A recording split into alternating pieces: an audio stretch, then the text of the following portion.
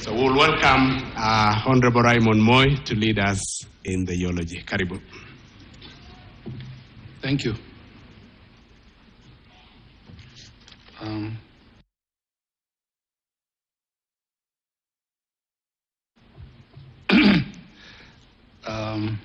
His Excellency the President of the Republic of Kenya, First Lady Margaret Kenyatta, His Excellency the Deputy President, and all distinguished guests, all protocols observed. Daniel Moi was born on September 2, 1924 in Kuriengo in such a location of Baringo district. He was named after his father Kimoi Arab Chebi, a clan herdsman whose ancestors had migrated from the Nile Valley, settled in the Tugen Hills in the 19th century to avoid the skirmishes with the Maasai. Moi was the fifth child of Karbon, Chebi's first wife. He was named Toroitich, which means home, the cattle. He died when he was 4 years old, leaving his elder brother Tuitoek to play the guardian role. It was Tuitoek who influenced him to go to school.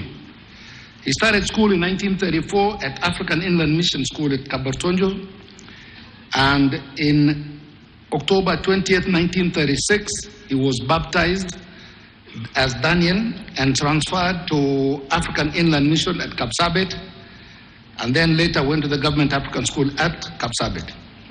In 1945, he was selected to join Alliance High School, but he was denied admission by the colonial administration. Instead, he was asked to enroll as a teacher training college, and on completion of his course, he was posted as a teacher at Cabernet, where he studied privately and passed his London matriculation examinations. He was promoted at Government African School as a teacher trainer. Moi married Lena Bomet in 1950. Their union was blessed with 8 children, namely Jennifer Moi, Jonathan Moi. Jonathan passed on last year. And then me, Raymond Kipruto Moi, then Mr. John Mark Moi, then Philip Moi, then Gideon Moi, and lastly, June Moi. And he is also blessed with 21 grandchildren. And then someone puts a figure here for his great-grandchildren. But I don't want to say this figure, because who knows about great-grandchildren? Well, nani anaweza kujua hiyo? Hapana. Itakuwa mimi nasema uongo. So, and in that same year, he attended a course at Jean School, Kabete, and was subsequently posted to Government African School, Cabernet, where he taught teachers up to 1955, when he joined politics. His entry into politics followed a meeting with a group of freedom fighters under the command of Brigadier Daniel Njuguna, who had visited him in June 1955.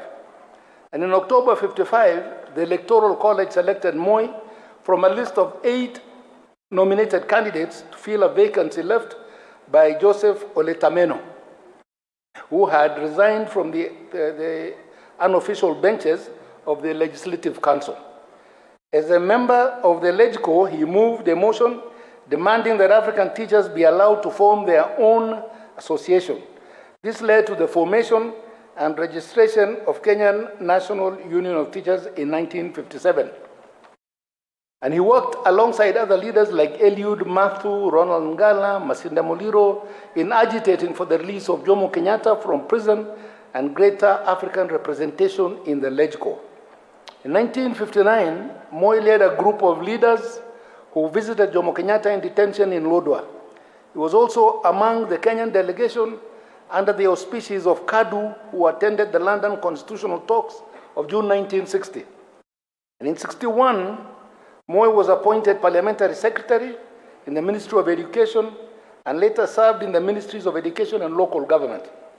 He served as Minister for Local Government at age 37. And as all-conference chairman of KADU, Moi saw the intricacy of politics and opted for a united and nationalistic approach, leading to the dissolution of KADU in November 1964. In January 67, at 43 years of age, Jomo Kenyatta appointed him as his vice president following the resignation of Mr. Joseph Murumbi. Moi then became president following the death of Mzee Kenyatta on 22nd August 1978. He served as chairman of the Organization of African Unity for 2 consecutive terms in 81 and 82. He has also been involved in mediation between various conflicting sides in Uganda, in Congo, Somalia, Chad, Sudan, Mozambique, Ethiopia, Rwanda, and Burundi, among others. He served as chairman of PTA between 1989 and 1990, served as COMESA chairman between 1999 and 2000, and the East Africa Cooperation between 1996 and 2002. And after a 24-year presidency, Moi handed over the reins of power to Mwai Kibaki in a peaceful transition that followed the National Rainbow Coalition's victory over KANU in the December 2002 general elections. The major test in his presidential tenure, of course, was in August 82, when there was an attempted coup when a detachment of Air Force soldiers attempted to overthrow the government. Since retirement, Moi largely resided in his Kabarak home in Nakuru County. Despite his international stature, Mzee Moi never lost touch with the ordinary people.